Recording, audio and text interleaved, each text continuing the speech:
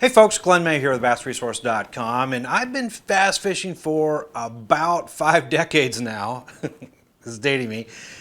And I'd be the first to tell you that bass anglers don't necessarily like personal watercrafts and water skiers and that sort of thing, mainly because they're loud, they are disruptive to the serenity of fishing, they put out these big wakes that rock the boat, and of course there's some of the operators out there are a little dangerous, don't operate in a respectful manner, they get too close, they drive their personal watercrafts in a dangerous manner. That's, again, they're the minority. Bass anglers have that too in our community. There's some bass anglers out there that just aren't really good boaters, so they give everybody a bad name. So there's always been this kind of a friction between fishermen and personal watercrafts. So when Sea-Doo got a hold of me, and they said, hey, we want you to try this new personal watercraft that we've designed. We want you to fish out of it. I was like, really? You want me to fish out of a personal watercraft? And they said, no, this is actually designed for fishing, and you're going to be the world's first bass angler to use it, and you get to fish at Florida's famous 13 stick marsh farm pond, which is notorious for having giant bass. And I was like, well, okay, all right, I'm going to give it a shot. You don't really learn anything new unless you try something new, and you get to experience new things for yourself. So I'm just going to put myself out there and see what happens. Why not? So I want to tell you a little bit about what happened, what my impressions are, and see if this might be something that you want to try. Now, for years, personal watercraft owners, they've modified their Sea-Doos for fishing. They've added rod holders, an ice chest, tackle storage, and so on to make it possible to fish from their PWCs. Some of these are really whacked out modifications. They look kind of wild, and some of these, I'm telling you, they're pretty modified. But now Sea-Doo has come out with the first production model PWC that's designed specifically for fishing. It's called the Fish Pro, and it's actually pretty cool. It's built on a large platform. It comes with a large cooler, rod holders, tackle storage, a depth finder, an extended rear deck, and it even has a 9-position slow speed settings for trolling, which I'll talk about that in a little bit. But my first thought was, hey, I could use something like this to get into areas that you just can't get into with a traditional bass boat. Those real skinny water, shallow areas you're just not going to be able to get into. This looks kind of promising. But, you know, is this really something you can fish out of? So when I first got there, I got a little walk around, got to see what this thing looked like. And upon seeing it, my first reaction is that, yeah, this is big. It's actually it's a very capable 3-seater with an extra rear platform that gives it an even larger profile. I'd say it's one of the, if not the largest PWCs I've seen. It has a large 13.5-gallon cooler attached to the back with rod holders attached to that.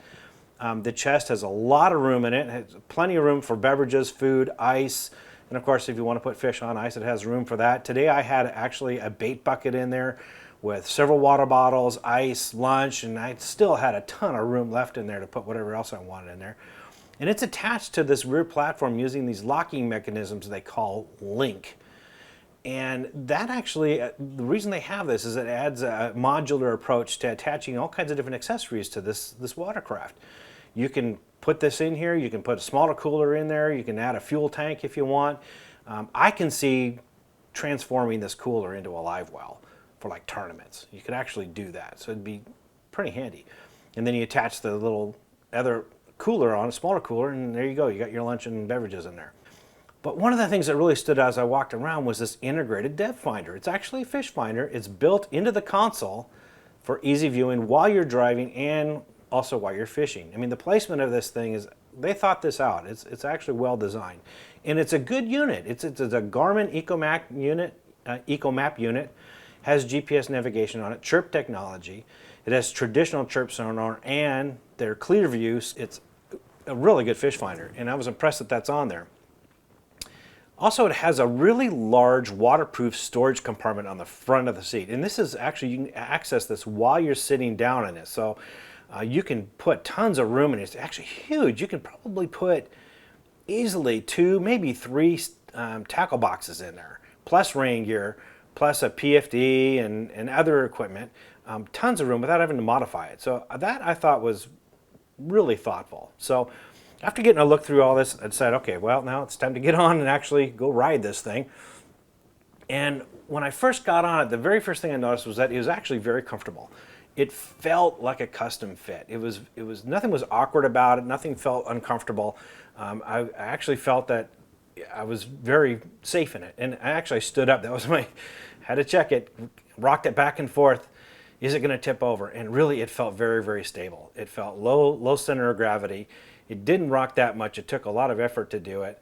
And so what I did is I actually swung my legs over the console and I stood up on one side because I figured that's going to be the real test. And it just barely tipped. It really didn't tip much at all.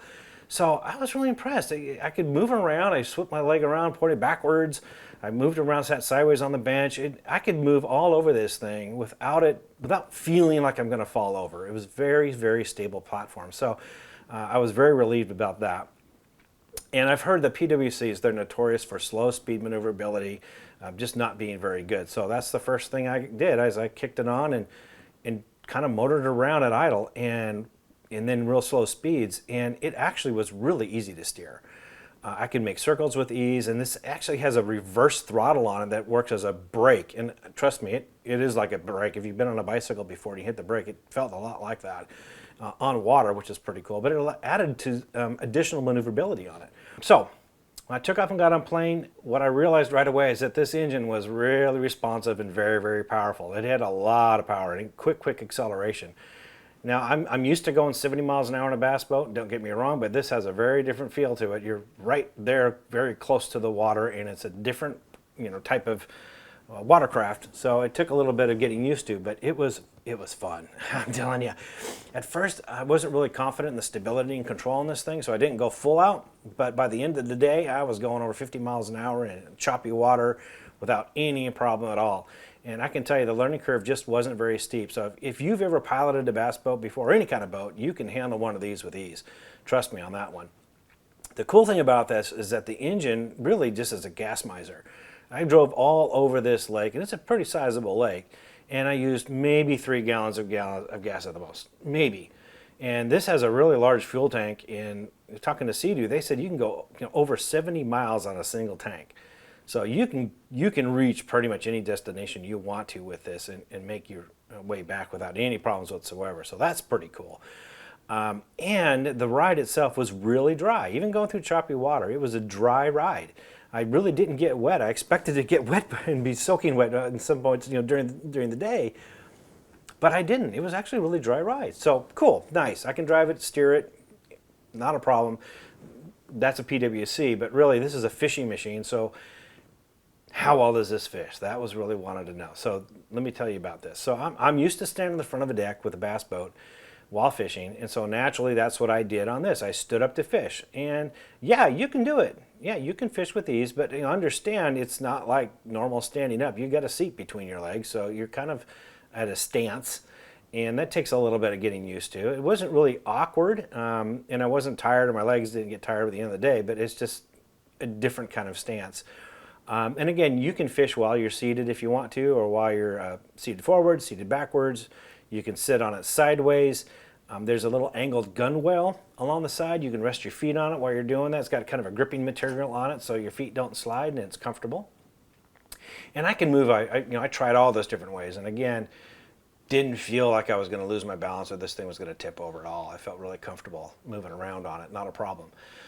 But the one thing is when you're using this, the rod holders, they stick straight up. They stick the rod straight up in the back behind you. So if you're facing forward, whether you're standing or sitting, you're casting, you got to be very much aware of those rods behind you because you could get tangled up on them in the back cast. And I nicked the rods a couple times and I thought I was doing pretty good, but there was one cast I made in the middle of that day where the hooks on my crankbait got caught on the line on the rod behind me, and that made for a nasty backlash. So you just got to be real careful. I'd like to see those rod holders, maybe have them adjustable or something that you can lay the rods down horizontally while you're fishing so they're not standing up in the way. But nonetheless, it wasn't that big of a deal, but it's just something you got to be aware of while you're fishing. So the ice chest is in the back, and this is where you can also has a little tackle storage back there where you can put your planos back in there and get to your tackle. You do have to slide to the back to get to it, which really isn't a problem. If you've ever been on a PWC before, they have a little bit deeper, like a saddle type seat. This one doesn't. It's actually shallower, and they designed it that way so you can easily slide around and slide to the back if you need to. And that's what I did. The ice chest sports an external storage net, like I mentioned. It holds about 2 Plano 3700 boxes. It's really strong. It's got this elastic top to it that holds things in. Whatever you put in this net storage thing, it will stay, which is great. While you're running around, you're hitting wakes and bouncing around, nothing's going to fall out. But it does make it a little bit difficult to get those Plano boxes out. You have to use both hands. You just can't reach back there and grab it. So keep that in mind. The ice chest has a recessed flat lid on the top, and it works like a tabletop. It actually has kind of a rubber-like lining so things don't slide around and move around. That works great. I used that while I was rigging. Nice little platform. That was really a good idea that they put in that design.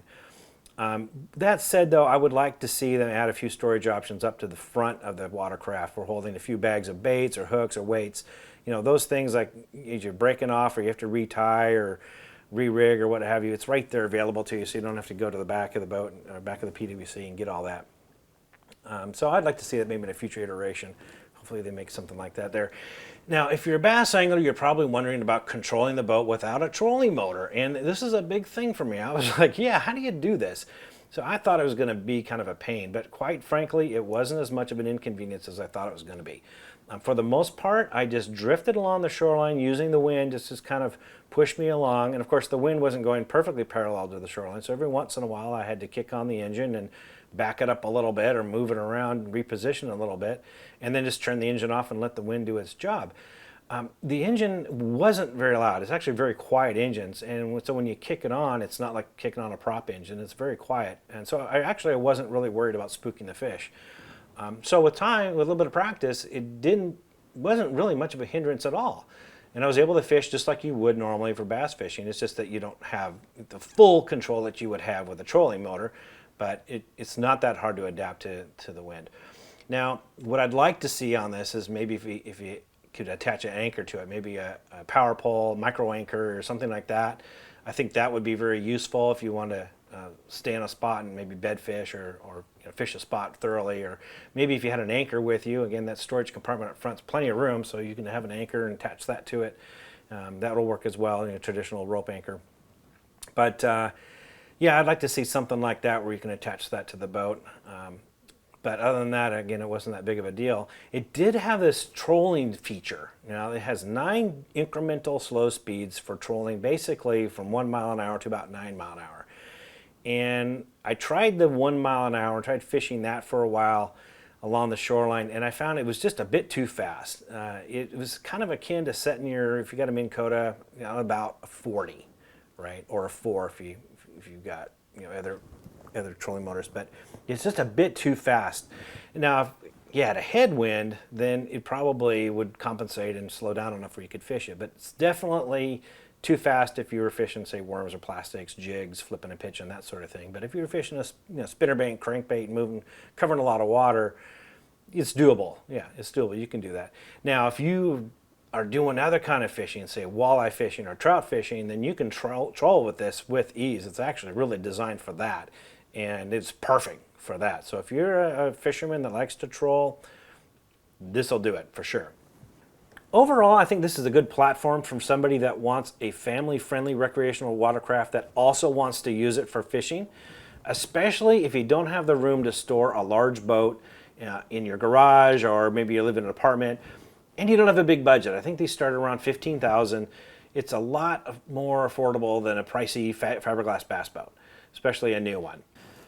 But I'd say for guys like us, or like me, that fish for bass all the time, it's actually a really good option to get into those little tight small areas that you just can't get to with your traditional bass boat. And I think I'm going to get one of these, because I can think of several places that I want to get to that I just can't with my bass boat. And so those fish better watch out, because I'm coming for you. Get the Fish Pro. Check it out, guys. You're going to like it.